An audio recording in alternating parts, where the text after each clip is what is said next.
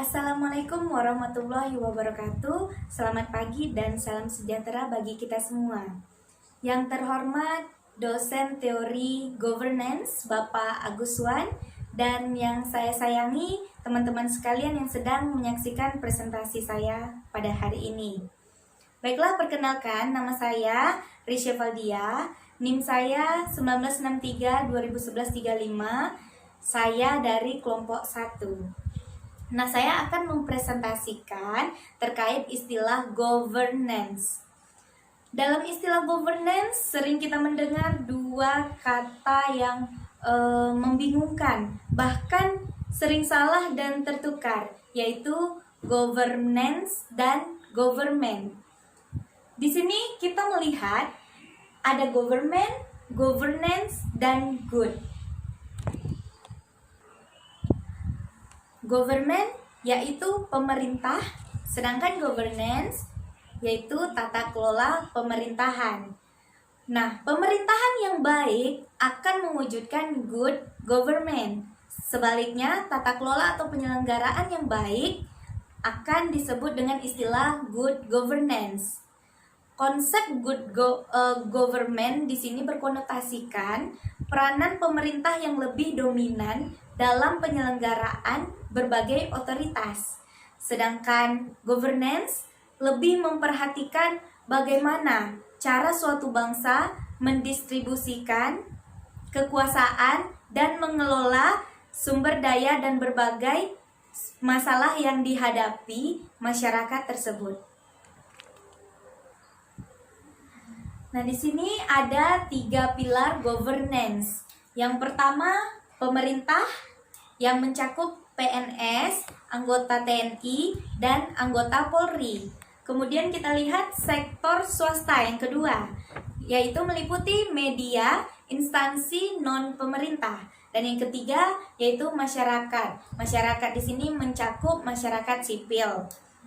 Nah, dalam pencapaian good governance, kunci terselenggaranya good governance itu yaitu birokrasi. Berbicara terkait birokrasi, maka ada beberapa permasalahan yang umumnya terjadi seperti yang ada di samping saya, yaitu yang pertama, tatanan organisasi dan manajemen pemerintah pusat, dan yang kedua, desentralisasi kewenangan, yang ketiga, format perangkat pemerintah daerah yang duplikatif, yang keempat, kompetensi aparatur yang memprihatinkan, yang kelima, agenda kebijakan yang tidak efektif dalam menghadapi permasalahan dan tantangan pembangunan bangsa.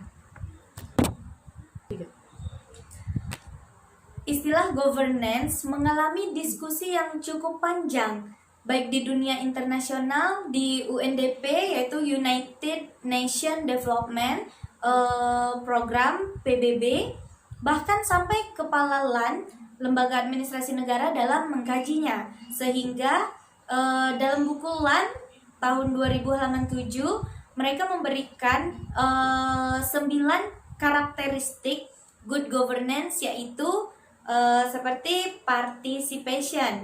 Participation di sini yaitu adanya partisipasi masyarakat dan pemerintah. Kemudian yang kedua, rule of law. Di sini adanya aturan hukum yang adil tanpa pandang bulu.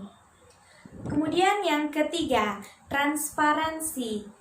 Transparansi, pemerintah itu bersifat transparan. Dan yang keempat, responsiveness.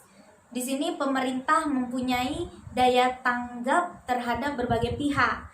Yang kelima, kita lihat di sini consensus orientation, di mana pemerintah berorientasi kepada konsensus untuk mencapai tujuan.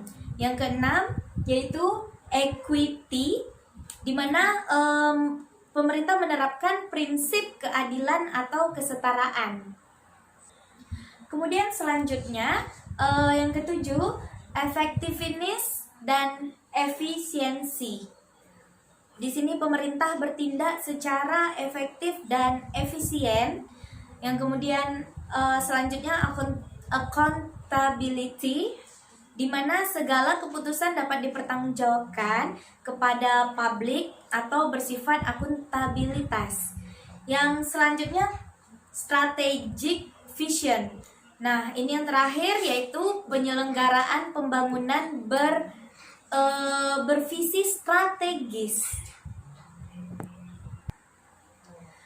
Adapun unsur-unsur good governance yaitu ekonomi governance yang meliputi proses pembuatan keputusan untuk formulasi kebijakan. Dan selanjutnya political governance. Nah, di sini proses pembuatan keputusan untuk formulasi kebijakan. Dan yang ketiga, administrative governance. Nah, di sini sistem implementasi kebijakan. Nah, menurut Peraturan Pemerintah Nomor 101 Tahun 2000, good governance merupakan suatu pemerintahan yang dapat mengembangkan dan menetapkan prinsip-prinsip profesional, akuntabilitas, transparansi, pelayanan prima, demokrasi, efisiensi, efektivitas, supremasi hukum, dan dapat diterima oleh seluruh masyarakat. Untuk itu, saya akan membahas sedikit terkait pelayanan prima. Pelayanan prima di era perubahan. Nah, perubahannya disebabkan karena faktor internal dan eksternal. Kebutuhan manusia selalu meningkat dan tidak dapat dipenuhi sendiri. Dalam hal ini, manusia melakukan interaksi dengan manusia lain, bertransaksi, baik barang ataupun jasa. Sehingga terbentuknya penyedia dan pelanggan. Selain produk atau jasa berkualitas, produk atau jasa yang diperoleh sesuai dengan biaya yang dikeluarkan, maka pelayanan prima merupakan salah satu upaya memuaskan pelanggan tersebut. Nah, dengan demikian, pelayanan prima dapat mewujudkan good governance. Hal itu dikarenakan pemerintah sebagai penyedia layanan umum yang sangat diperlukan oleh masyarakat dan harus bertanggung jawab untuk memberikan pelayanan prima agar terciptanya peningkatan pelayanan publik. Dari kepuasan yang dirasakan masyarakat menjadi tolak ukur dari keberhasilan pelayanan publik yang diberikan oleh penyedia pelayanan publik. Baiklah, sekian presentasi dari saya. Saya ucapkan terima kasih telah menyaksikannya. Wabillahi taufiq wal hidayah. Wassalamualaikum warahmatullahi wabarakatuh.